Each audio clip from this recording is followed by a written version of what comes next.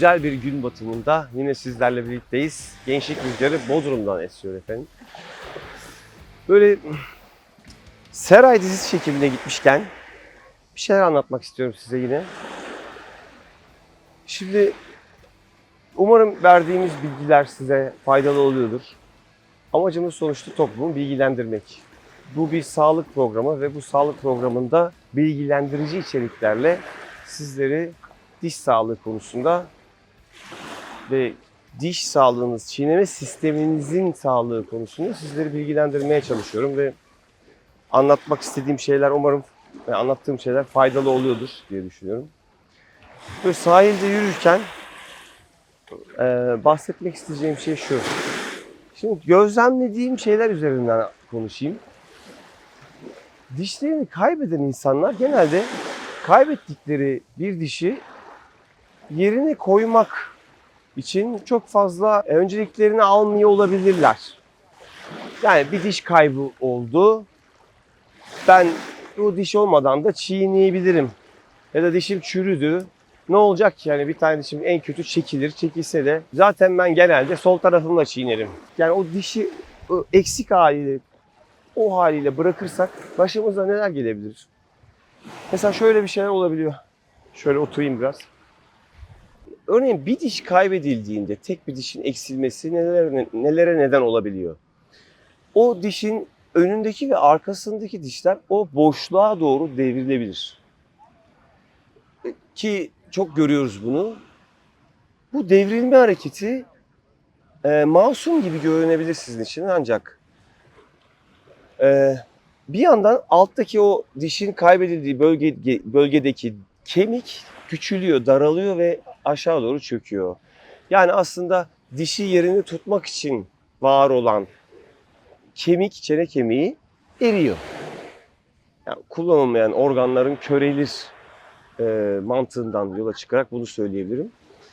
Devrilen dişler kapanış ilişkisinde bozulmalar yaptığı için bizim kapanışımız yani üst çeneyle ya da kafa kaydısıyla alt çenenin ilişkisi bozulabiliyor.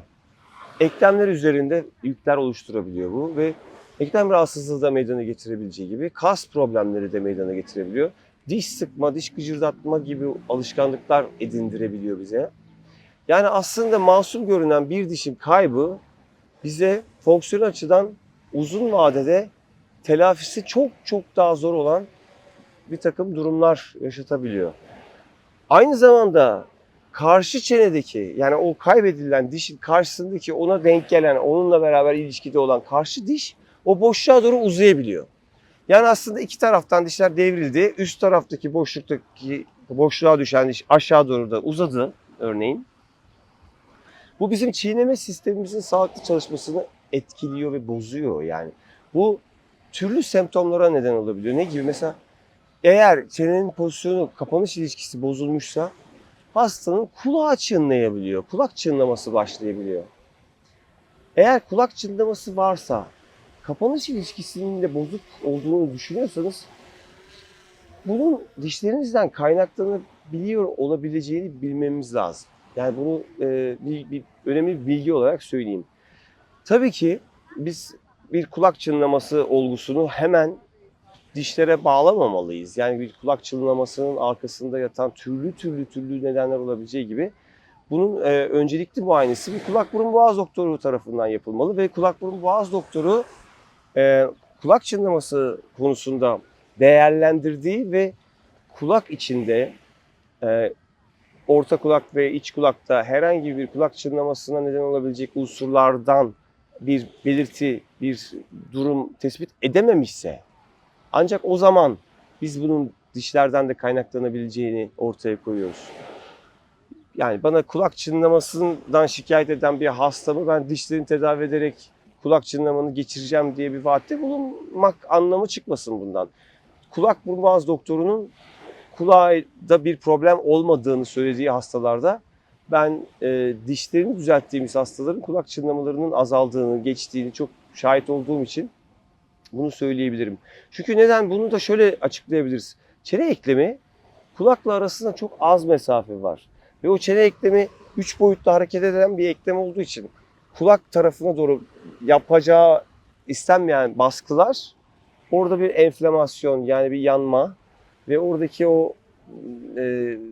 oradaki sıvı dengesinin, beslenme dengesinin bozulmasıyla da kulak için de kulağa yansıyan semptomlara neden olabiliyor.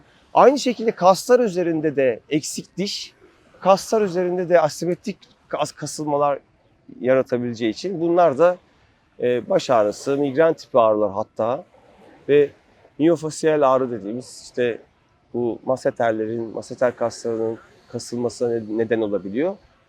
Bir de üstelik çenenin dengesinin bozulacağından ötürü aslında alt çenenin dengesi bozuluyor diye algılıyoruz ama kafa kaydesi de denge olarak bozulduğu için üst omurga kemikleri de yerinde artık tam ideal yerinde olamayabiliyor. Bu da şu anlama geliyor sevgili izleyiciler.